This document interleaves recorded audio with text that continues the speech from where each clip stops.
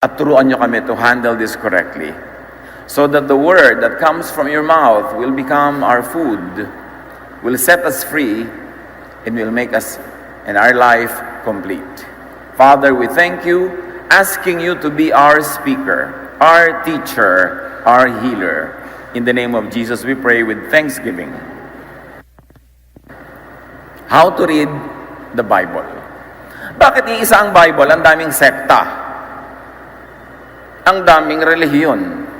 Ang daming grupo na nagbabangayan, nagpapaligsahan, at nag-aagaw-agawan. Pare-parehong ipinipilit at inginigiit na sila ang tama at lahat ay mali. Malalaman natin kung tama ang handling ng word of truth, kung ang bunga nito ay kapayapaan, katahimikan ng loob, kapahingahan, kalayaan, at pag-ibig. Because otherwise, the same words can make people cruel, unkind, even violent. Kaya maraming religious wars. Pinag-aaway-awayan, pinagbabato-batuhan ng mga verses, pare-parehong Bible believers, batuhan ng batuhan ng kanya-kanyang paboritong verses at kanya-kanyang interpretation. How do you handle the word of truth? First of all, keep in mind that not all verses in the Bible are actual words of God. Pati yung ahas nagsalita dyan, pati yung asawa ni Job, sabi, why don't you curse God and die? So maraming salita dyan, hindi naman talaga yun ang katuruan ng Diyos. Sinabi lang ng mga tao na in-record ng mga writers. Hindi mo pwedeng panghawakan yung bawat nakita mo dyan, kasi marami ring maling salita dyan, hindi galing sa Diyos, in-report lang ng writers na sinabi ito ni ganon, sinabi ni ganyan, tapos yun ang gagawin mong live verse. There are personal words and even opinions of even of the writers, like Paul.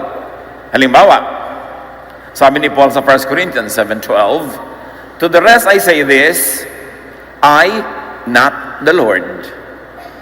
Sabi niya, alam niyo, may sasabihin ako sa inyo, pero ako lang nagsasabi nito, hindi ang Diyos. So, ibig sabihin, optional yung pagsunod dyan. Gusto niyo sundin niyo. Hindi bagay sa inyo, hindi kailangan, kasi hindi naman ng Diyos ang may sabi niya, ako lang. Bagamat ako bilang Paul ay experienced, knowledgeable, pero hindi ako ang Diyos. Yung iba kasi sabihin, now let us hear the words of God. Tapos babasahin mo yung letter ni Paul, Diyos ba siya? Diba, iisa lang ang anak ng Diyos, si Jesus. Pero pwedeng marami siyang masabi talaga na galing sa Diyos. Pero meron ding opinion niya. Tulad nito, sinabi niya, I, not the Lord. Butit malinaw at nilinaw niya. Pero hindi lahat ng writers nagle-label ng sinabi nila kung yun ay galing sa Diyos o yun ang kanilang expert opinion. Halimbawa, sabi ni Paul sa 1 Corinthians 7:25, tungkol naman sa mga walang asawa. Palibhasa siya, walang asawa. Wala akong maibibigay na utos mula sa Panginoon.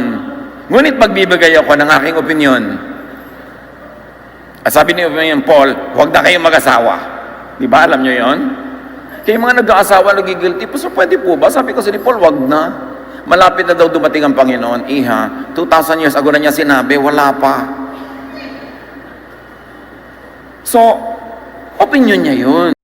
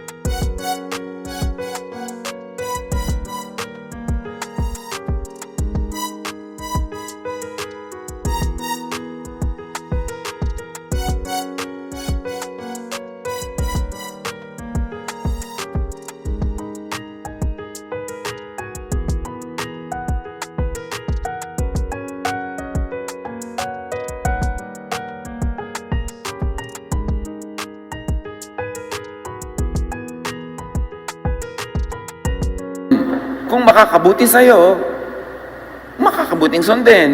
Pero every single cell in your body ay para kang baging na may gustong puluputan, ay mag-asawa ka ha. Buti sinasabi ni Paul yun hindi lahat ganon. Remember that there are words of other personalities, for instance, of like Peter. Si Peter na yan, ha? Nung sinabi ng Panginoon, pupunta ako sa Jerusalem at mamamatay ako doon, sabi ni Pedro sa Matthew 16, 22 to 23, dinala siya ni Pedro sa isang tabi at pinagsabihan, Panginoon, huwag nawang itulot ng Diyos. Kailan may hindi ito mangyayari sa inyo? Hindi ako papayag na mamatay kayo sa Jerusalem. Ngunit hinarap siya ni Jesus at sinabihan, lumayo ka, Satanas. Hadlang ka sa aking landas. Ang iniisip mo hindi sa Diyos, kundi sa tao. Si Pedro na ang nagsasabi, sinabi pa ni Jesus, lumayo ka, Satanas. Ngayon, sabi ng Bible study teacher, sabi ng pastor, ibigay niyo sa akin na inyong mga hikaw. Sabi mo, Satanas, lumayo ka sa akin. O tambunting, lumayo ka sa akin. Di ba? Opinion mo lang yan, nagtatago ka sa likod ng Diyos para ako hututan. Maraming ganon. Note here that Jesus rebuked Peter for being so wrong. And this is Peter, supposedly bigyan ng keys to the kingdom of heaven, blah, blah, blah. Diba? So dapat maging mapanuri tayo. Hindi ko muna nandun sa verse, ilalaban mo ng patayan. Suriin mo, maka-Jesus ba yung teaching na yan? Kasi katulad nun, si Pedro ayaw niyang mamatay si Jesus sa cross. Kung hindi niya mamatay si Jesus, di wala tayong salvation. Kaya mukhang biglang tama, pero sa matagal na pag-iisip, malalaman mong tama up to a point, pero hindi pinakatama at hindi laging tama. There are words of other personalities like the other disciples whom Jesus likewise rebuked many times, at di ko na iisa-isahin ngayon. Mag-research kayo. Ang dami. Yung dalawang disciple, pinag-aagawan kung sino uupo sa kaliwat kanan ni Jesus. Maraming ganung ideya. Human ideas coming from the disciples. Marami ring words ng clerks and even scribes. Nung araw, ang nagsusulat ay hindi naman talaga yung tunay na pinanggagalingan ng ideya. Merong mga sekretaryo yan na tagasulat, mga scribe. Si Paul, may scribe siya. At nung idinikta ni Paul ang Romans 16:21 to 22, sabi ni Paul, Timothy, who works with me, sends his greetings. And so do my relatives, Lucius, Jason, and Sosipater. Now take note, I, Tertius, also send my greetings. I am a follower of the Lord, and I wrote this letter. Imagine, yung sekretaryo, nagsingit ng message niya doon sa loob. And because later generations wanted to consider Scripture as every word being sacred, hindi nila tinanggal yung comment ni Tertius. Imagine yourself dictating to your secretary, kung uso pa yun ngayon, yung nagsa-shorthand at nakakalong sa'yo. Tapos may sinasabi ka, dear customer, this is that. Tapos sabi sa sekretarya, by the way, I am Tessie. Hi. Yun. Nandun sa loob ng Scripture. Remember that there are words of personalities like false prophets, even in the Old and New Testaments, Pharisees, etc., who also are given space in the Bible. The teachings of the Pharisees come from their mouths, recorded verbatim in the Bible. Pag yun ang pinangasahan mong pangahawakan ng mga katuruan mo sa kadadalin. Mark 7:6 to 8. Sinagot sila ni Jesus, mga mapagkunwari, tama nga ang sinasabi ni Isaias tungkol sa inyo ng kanyang isulat. Walang kabuluhan ng kanilang pagsamba, sapagkat tinuturo nilang galing sa Diyos ang kanilang mga utos. Binabaliwala ninyo ang utos ng Diyos at ang sinusunod nyo yung mga tradisyon ng tao. Sinong kausap dito? Mga religious leaders, the Pharisees who ruled the temple, the priests who ruled over the religion of Israel. Sabi ni Mark, mga fake kayo. Ang itinuturo nyo lang, kaugalian nyo, katuruan nyo, hindi yan ang tunay na turo ng Diyos. These are the official leaders of the religious system, ha? Kaya pinatay nila si Jesus at ang mga ibang disciples. Jeremiah 23:19, tungkol sa mga propeta ng unang panahon, Ganito ang sabi ni Yahweh na makapangyarihan sa lahat. Diyos na nagsalita, now being quoted by Jeremiah. Huwag ninyong papakinggan ng mga propetang nagpapahayag sa inyo. Pawang kasinungalingan lamang ang sinasabi nila. Ang mga pangitain kanilang sinasabi ay katahang isip lamang nila at hindi nagmula sa akin. Yung laging may vision, may dream, may revelation, 99% pagdudahan muna bago paniwalaan. Kasi ang katotohanan will stand the test. At ang katotohanan will not be afraid of scrutiny. So sabi niya, guni-guni ninyo yung mga vision na itinitinda nyo. Tapos maraming naniniwala. Ezekiel 13:8-9. Therefore, this is what the sovereign Lord says, because of your false words and lying visions, I am against you, declares the sovereign Lord. My hand will be against the prophets who see false visions and utter lying divinations.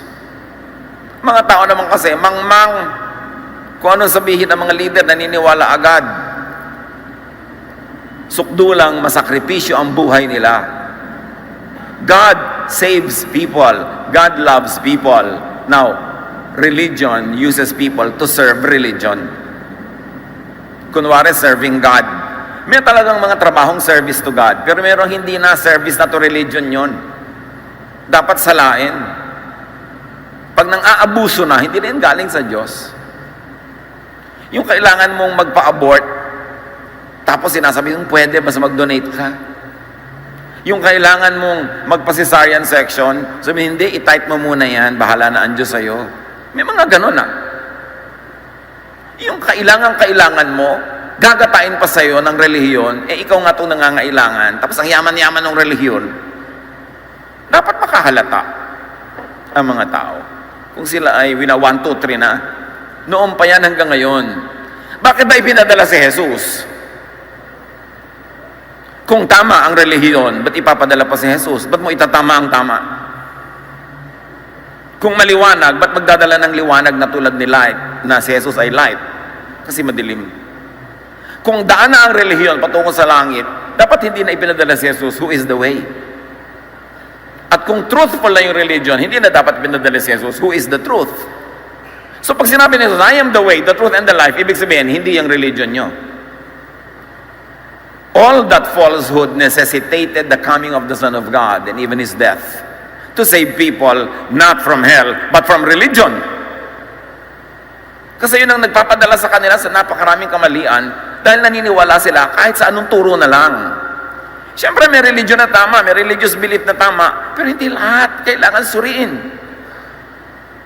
Not everything the disciples taught and said was gospel truth. Disciples na to ha? John 21:22-23. Jesus answered, if I want him to remain alive until I return, what is that to you? You must follow me. Because of this, the rumor spread among the believers that this disciple would not die. Si John yun. But Jesus did not say that he would not die. He only said, if I want him to remain alive until I return, what is that to you? Pero na-misinterpret na siya ng mga disciple, kumalat na ang balitang hindi mamamatay si John. Disciple na yon. Now, how do you read the Bible? How to read? First of all, do not read everything literally. Ang Bible ay literature, punong-puno ng mga metaphor, talinghaga, symbolism, poetic language. Ano ba sinabi ni Jesus at I am the door? Hahanapan nyo talaga ng doorknob? Maraming talinghaga. Pag dinerecho mo ang kuha niya, nireply mo agad sa buhay mo, ang laki ng posibilidad na magkamali. And remember, because you are not all-knowing, and even the disciples got things wrong, and there are so many false prophets and prophecies, be tentative, never dogmatic in your reading and interpretation. Hindi sasabihin mong, God said it, I believe it, that settles it. Dogmatic thinking yon. Kasi yung pala, hindi naman God ang may sabi, first of all. And then you believe it. Just because you believe it, it means it's correct. And then you say, that settles it. Ibig sabihin, wala nang usapan. Liliit ang utak mo, kikitid. Be tentative. Acts 17:11. Now the Berean Jews were of more noble character than those in Thessalonica, for they received the message with great eagerness and examined in the scriptures every day to see if what Paul said was true. Sabi, alam nyo, mas maganda ang pagkatao, mas marangal ang mga taga-Berea kaysa mga taga-Thessalonica. At bakit sila marangal? Hindi ko masabi ni Paul, naniwala na agad. Sinusuri muna nila. Hindi sila bilib lang ng bilib. At tinawag yun na nobility of character. The Bereans limited their view, however, to Paul and the scriptures. Meaning the Jewish scriptures. Huwag natin kakalimutan that there was not an instant Christianity. That the believers were first Jews who believed in Jesus and entered into a very awkward stage of faith wherein they were almost no longer Jewish but not yet anything, not yet Christian, kasi hindi pa developed yung Christianity noon. Nasa gitna sila nung stage na yon. At doon sinulat yung New Testament sa panahon na yon. Tapos nagkaroon pa ng second set of believers, non-Jewish people, in fact, mga Gentiles who became believers in Jesus. These people never had Jewish tradition and background because they were Gentiles. At immediately they were grafted into Jesus. Now there were Jews who were steeped and accustomed to Jewish traditions who have become Christians. So dalawang believers ni Jesus yan. Yung ang background ay Jewish at yung background ay Gentile. At pareho silang fluid stage noon. Hindi pa nag-solidify ang mga teaching. Kaya awkward yung panahon na yon. Kaya itong mga Berean, may sinasabi si Paul, tinetest nila against the Jewish scriptures. At meron namang basis up to a point. Pero hindi pwedeng maging Jewish scriptures lang yung basis mo in testing Paul because Jesus reinvented and even canceled many Jewish laws and traditions. So, operate on what makes you good and do good. Pag may nagtatanong, paano po ako maniniwala? Paano ako mag-i-interpret? Anong i-apply ko sa buhay ko? Yung nagpapabait. Yung nagpapabuti. Nabasa ko po dito, batuhin ang bato lahat ng mga babae nangangalo niya. O sige, kumuha ka na ng isang truck na graba, batuhin mo ang buong barangay. Kasi i-apply mo pala yan. So, nagpapabait ba? Nagpapabuti. Kasi si Jesus, hindi niya ipinabato yung babae eh. Tapos mababato ka ngayon, nadaing mo pa si Jesus. Kasi nakabase ka sa Jewish law. Operate on what makes you do good. And operate on what makes you also feel good up to a point. Kasi kung minsan, may mga kalupitan na ini-impose mo dahil akala mo yun ang gusto ng Diyos. Pero sa loob-loob mo din naman, hindi rin maluwag sa loob mo na maging ganun ka. Anak, itinatakwil kita dahil ikaw ay isang dalagang ina. O, maluwag ba sa loob ng kahit sinong nanay yon? Pero maraming nanay nagtatakwil. Sabi kasi ng diakono, sabi ng pastor nila, itakwil mo ang anak mo. Maluwag ba sa loob mo yon? So, operate on what gives you peace of mind. And if you're going to choose whether you're going to be unkind or kind, choose to be kind because God is kind. Kasi pag binasa mo naman lahat ng scripture, ang dami mo pa rin choices eh. Pwede kang maging napakasungit, napakahigpit, pwede ka rin napakaluwag. Kasi lahat yan may tatapakan na verse kung gusto mo. Kaya nagkakahiwa-hiwalay ang mga believers eh. Pare-pareho naman may verse. Jeremiah 29:11. For I know the plans I have for you, declares the Lord. Plans to prosper you and not to harm you. Plans to give you hope and a future. So a sound reading and interpretation of Scripture would be that which prospers you. Kasi yun ang plano ng Diyos. Wala kang trabaho, may makukuha ka, tapos may work sa Sunday, sasabihin ng pastor, huwag, kasi Sunday is God's day. Pastor, hindi po pwedeng magkaroon tayo ng Wednesday worship para makapagtrabaho naman ako dahil nagdarahop na kami. Remember, ang plan ng Diyos is to prosper you, not to harm you, to give you hope and a future. So, magkakaroon ka ngayon ng basis sa pag-interpret, sa pagsunod. Kasama nito, i-apply ang 2 Timothy 3:16, yung sinabing everything in the scriptures is God's word. All of it is useful for teaching and helping people and for correcting them and showing them how to live. But you know that if you apply this literally, every word you will have to apply. Because every word is God's word. No. The word there that comes from God is not every little letter and word and paragraph, but the godly application of the whole story. So in other words, may binabasa kami, dalawang karakter na nagtatalo, ginawa nito yun, ginawa nila yun. Sabi ni Sarai, anakan mo ang katulong ko para magkaroon ako ng anak. Sabi mo, oy, pwede ko na palang gawin yan. Daddy, si Yaya. Di ba? Pwede mo nang ganunin. Pero ano ba ang lesson ng buong storya? Nagulo ang idinulot doon sa pamilya nila. So ang word of God doon, hindi yung sinabi ni Sarai, hindi yung ginawa ni Abraham, kundi yung ano ang lesson ng buong kwento. Na ang buong kwento, huwag mong gawin yan kasi magkakagulong pamilya nyo. Yun ang word of God. Yung lesson, hindi yung mga letra na lumabas sa bibig ng mga tao. Kasi pwede magkamali-mali sila ng mga sinasabi nila. Yan ang magandang application ng 2 Timothy 3:16. Hindi yung lahat na lang nang nandyan, nakakamatay na, nakakalaso na, gagawin mo pa dahil every word is word of God. Pero ano ba yung lesson? Mula sa kwento na yon, doon mo i-derive kung ano yung word, meaning the lesson, the idea of God behind the story.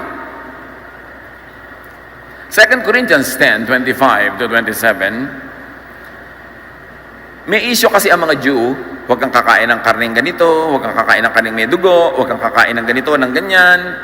Tapos may mga Gentile na naging mananampalataya ni Jesus, na sanay silang kinakain kahit ano na lang. So inuusig sila ng mga Hudyo, sister, dapat huwag kang kumain yan. Diba? Sabi, bakit? Buong buhay na akong kumakain ito. Ngayon pang nagkaroon ako ng Savior, ngayon pa hindi pwede. Sabi ni Paul, kumain kayo ng anumang nabibili sa tindahan ng karne. At huwag nang magtanong pa upang hindi mapagabag ang inyong budhi. Sapagkat sinasabi ng kasulatan, ang buong daigdig at lahat ng naroon, ang Panginoon ang may-ari nun.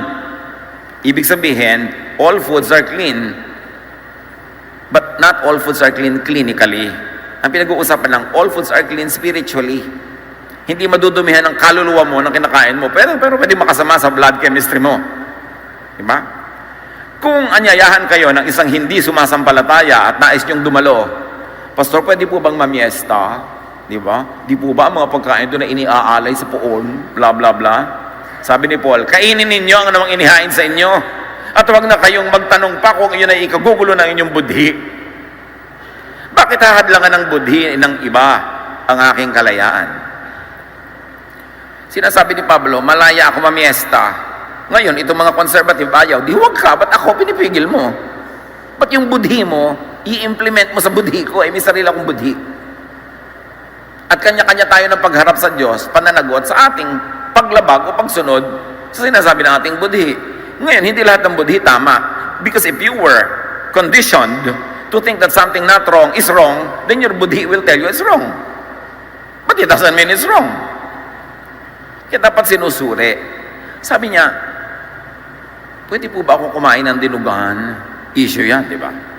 Pwede po ba akong kumain ng baboy? Pwede ba akong, sabi ni Jesus, sabi ni Paul, the earth is the Lord's and everything in it. Lahat ng nandito sa mundo, gawa ng Diyos. Walang ginawa si Satanas kasi hindi siya creator. So kainin mo ng kainin. Kaya lang, baka tumaas ang blood pressure mo. Problema mo yan. Pero yung kaluluwa mo, hindi pupunta sa impyerno dahil sa kinakain mo. Hindi marurumihan ang iyong espiritu. Pwedeng ang iyong katawan, yes. Kaya mag-iingat ka. So sinabi ni Paul, nga kayo masyadong maarte. Ito bang karne na ito, strangulated, may blood ba to? Pwede bang may karne na wala ka ni isang patak na dugong matira doon? Kaya nakakapagpalaya yung mga teaching ni Jesus na naman na ni Paul. How do you read the Bible? Take cultural contexts into the equation. May baon ba kayong biskwet? Kasi mahaba ito. Pwede ko rin mamputulin kung ayaw nyo na.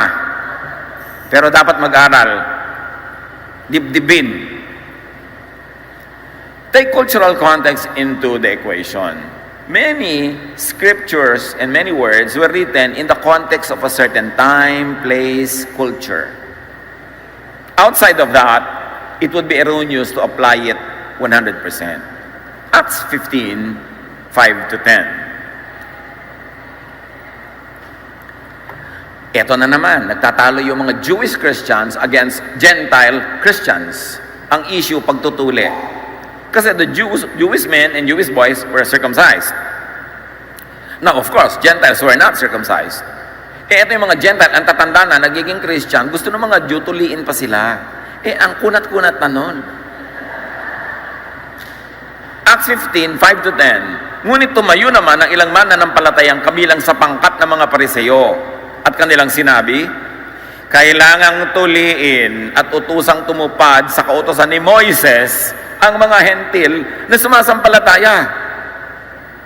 So ang point ng mga Jewish Christians, kailangan gawing Jewish muna ang mga Gentiles bago maging Christian. Nagpulong ang mga apostol at ang matatandang namumuno ng iglesia upang pag-aralan ang suliraning ito. Alam niyo kung bakit suliranin? Dati, pang-Israel lang yung religion niya. Ngayon si Jesus, na galing sa lahing Israelita, ay nagpasimula ng isang bagong pananaw galing sa Diyos, at tapos dinala ng mga disciples niya yung relihiyon sa mga non-Israelites na dating pang-Israelite lang. You can imagine the trouble that it will cause culturally. Pagkatapos ng mahabang pagtatalo, tumayo si Pedro at nagsalita. Bakit sinusubok niyo ang Diyos? Bakit ninyo inaatang sa mga mananampalataya ang isang pasaning hindi na kayang dalhin ng ating mga ninuno at hindi rin natin kayang pasanin? Sabi niya, magpakatotoo tayo. Tayong mga Israelita, ang ating mga ninuno at maging tayo ngayon, hindi naman natin talaga nasusunod si Moses. Tapos yung mga taong hindi Israelita, gagawin nyo pang Israelita para dumami ang magigilty? Para dumami ang hirap sa buhay nila? So, by that statement, circumcision as law was invalidated. Peter says, why impose Moses on non-Jews? Tayo mga Jew, pinalaya na ni Jesus kay Moses, tapos yung mga Gentile who were never under Moses, ilalagay pa natin. Di napasama pa sila, imbes mapabuti. Kaya sabi ni Jesus, you travel over land and sea to win a single convert, and when you have done so, you make him twice as much a son of hell as you are. Son of hell meaning guilty. Pinapadami niyo ang guilt niya, imbes lumuwag ang buhay niya. In the same way, Jesus invalidated stoning to death by not stoning the woman caught in adultery to death. In the same way, Jesus invalidated the Sabbath by doing many good works during the Sabbath. So talagang inakay ni Jesus yung mga Hudyo away from Jewism into this called the way. Later on called Christianity. Kaya lang yung word na Christianity, sinamahan na rin ng mga iba-ibang tradition, iba-ibang invento. Kaya nagkahalo-halo, konti na lang natin ang Jesus doon. Kaya dapat suriin. Katulad na lamang sa Genesis 16:1-4. Hindi magkaanak si Sarai na asawa ni Abraham.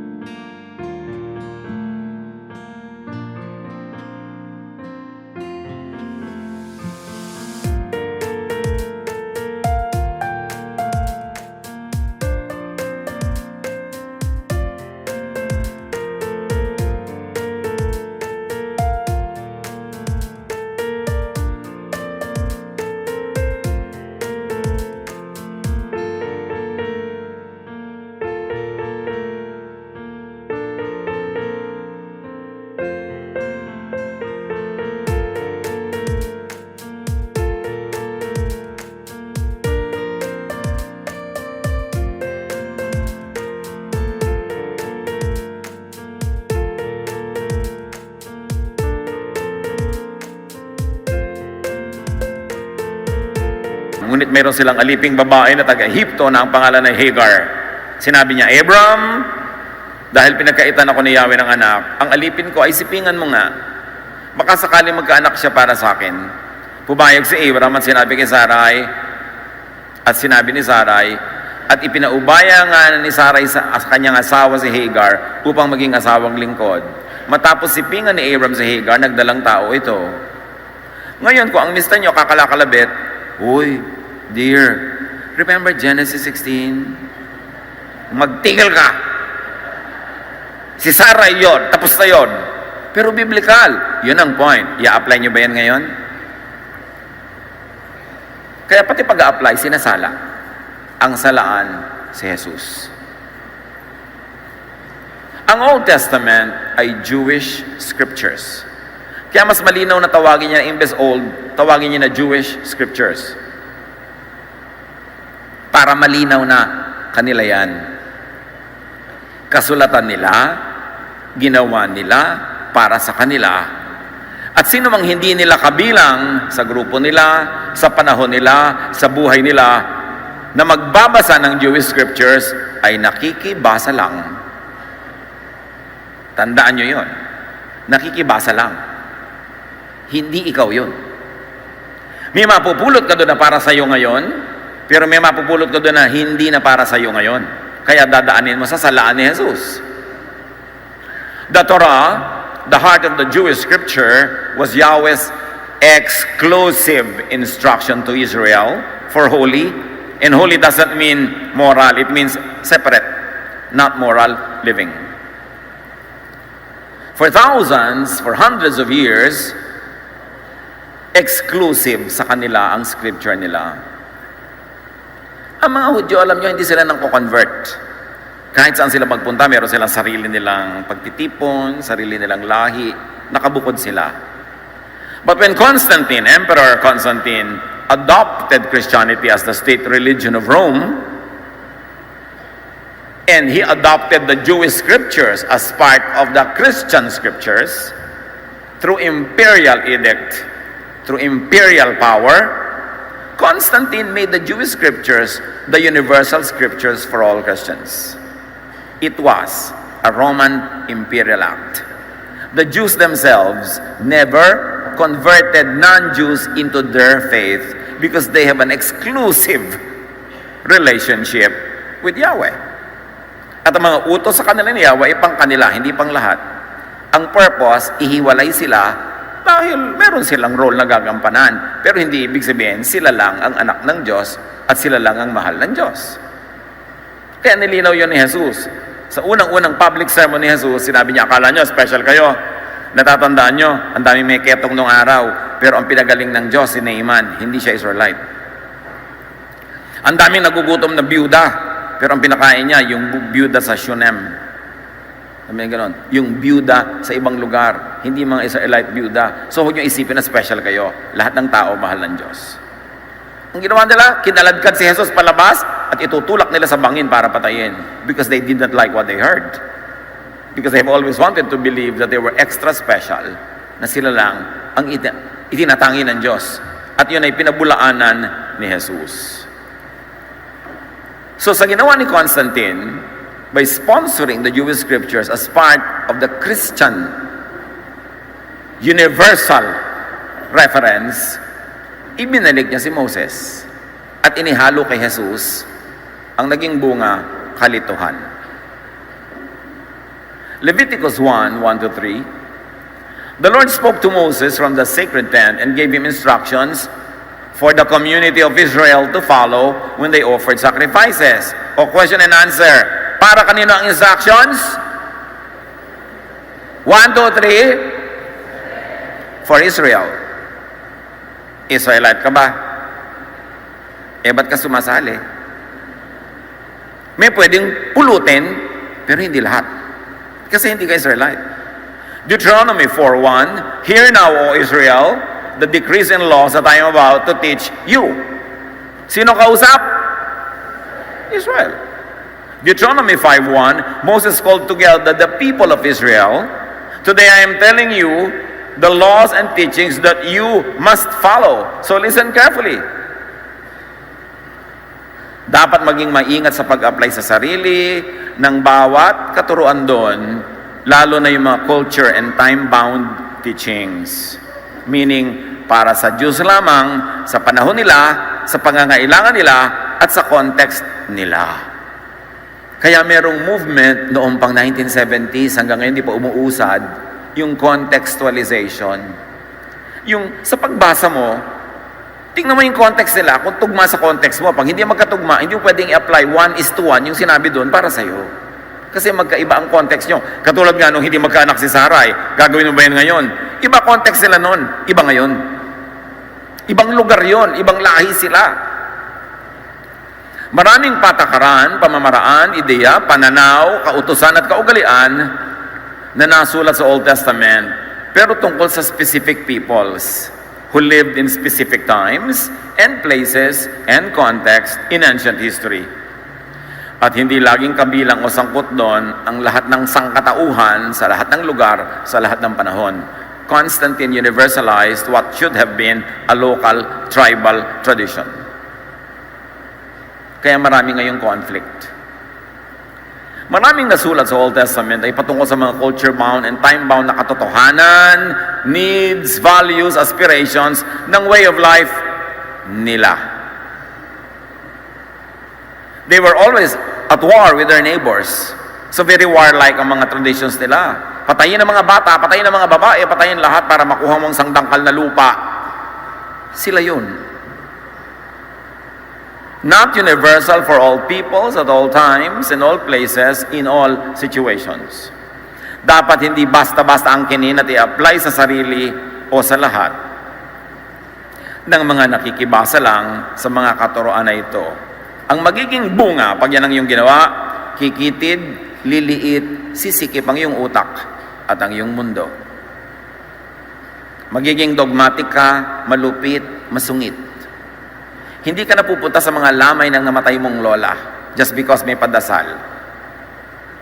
Hindi ka napupunta sa kasal ng kababata mo at pinsan dahil gagawin sa isang simbahan na hindi ka na member. Hihiwalay ka sa mundo, kikitid ka, magiging Israelite ka na walang inatupag nung araw kundi humiwalay.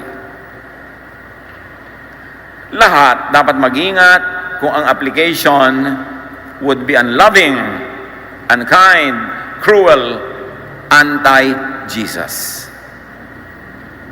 Kaya tayo naman ay nagtatanghal ng Jesusness. Yun ang sagot sa lahat ng confusion na ito.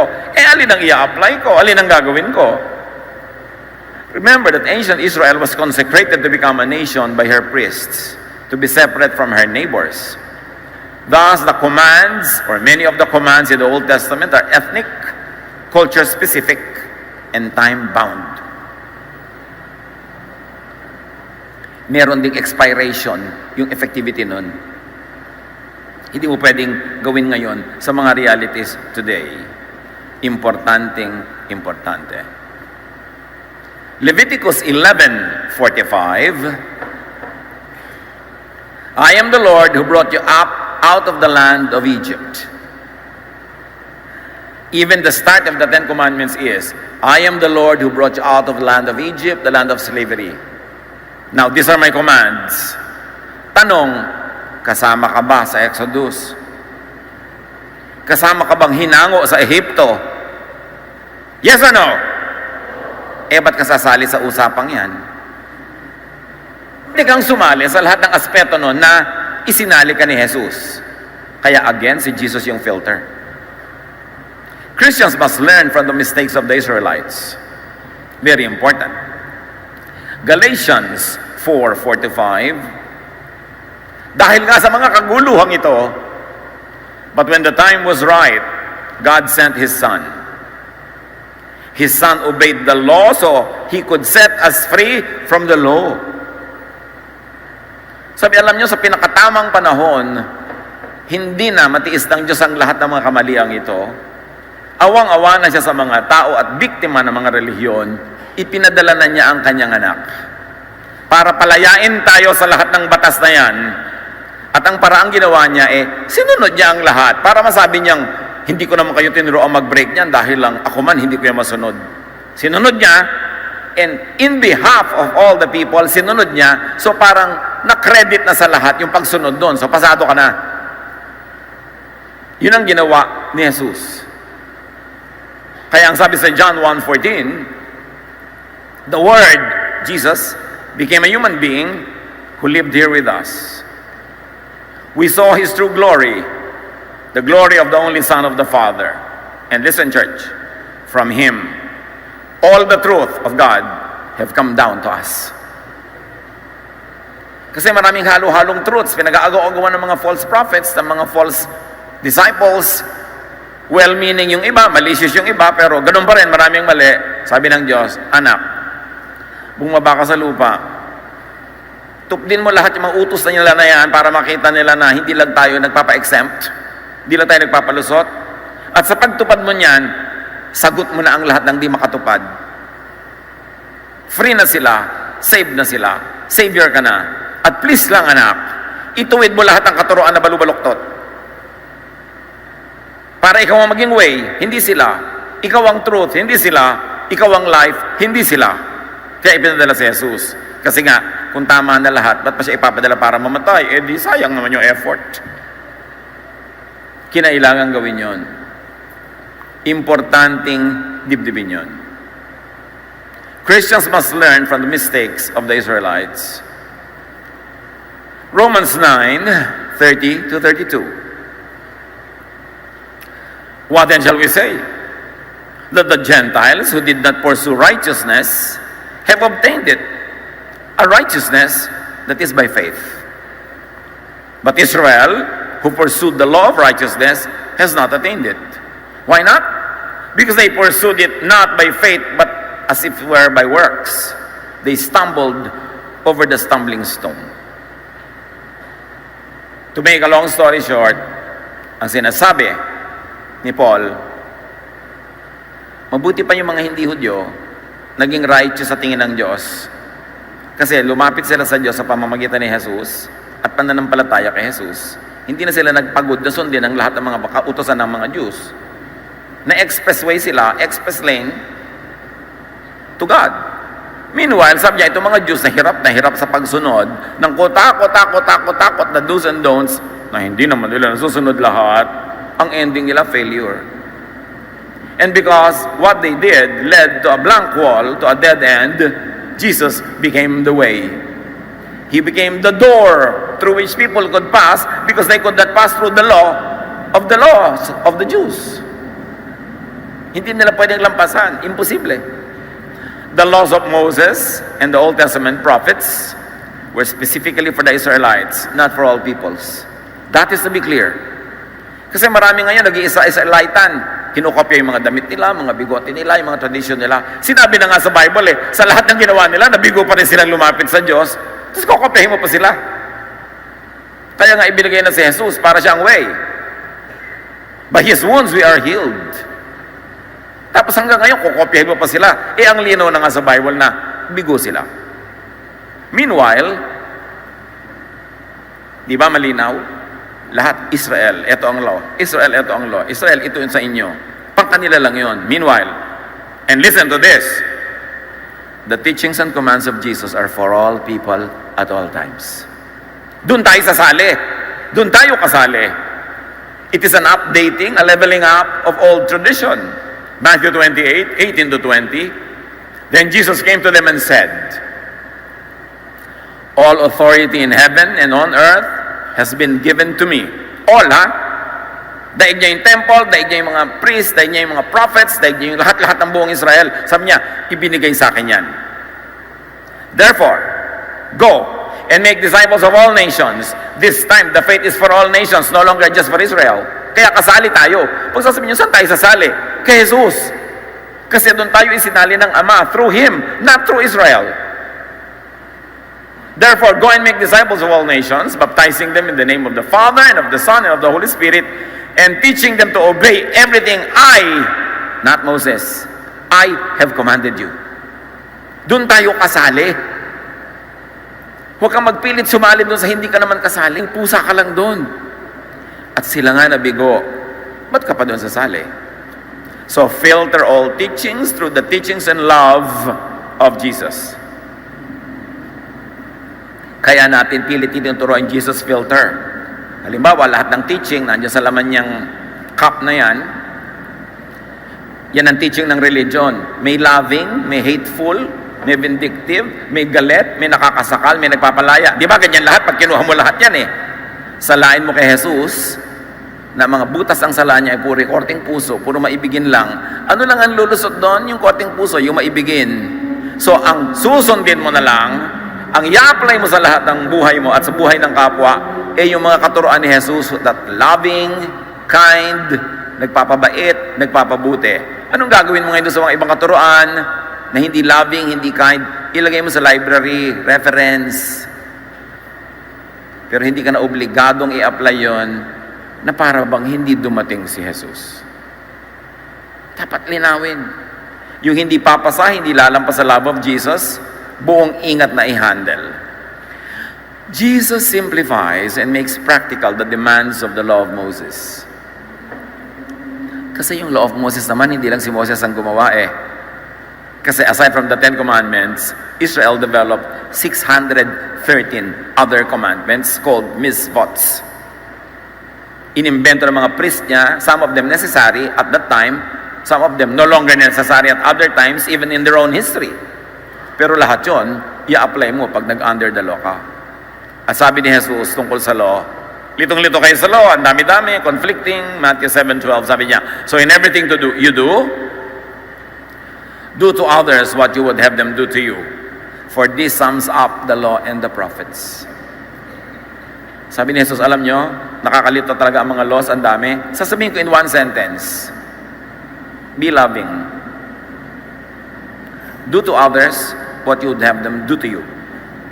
Kung anak mo ang nagkasala, gusto mo batuhin siya ng buong barangay? Siyempre no. So huwag ka man bato ng anak na may anak. Nagkamali ka, nagkasala ka, gusto mo batuhin ka sa plaza hanggang mamatay ka, di ba no? So huwag ka rin mambato na nagkakamali at nagkakasala. Sabi niya, do to others what you want done to you. Sabi niya, yan na ang buong law and prophets. Huwag na kayo magpakalito-lito. Yan ang i-apply nyo. Kailangan